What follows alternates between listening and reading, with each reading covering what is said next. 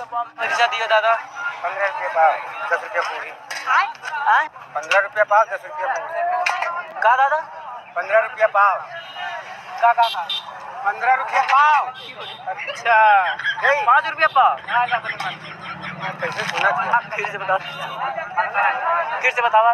15 रुपये पाव। अच्छा तो दे दिया ना 5 रुपये पाव है तो 15 रुपया। हाँ से बताओ। 10 और 5।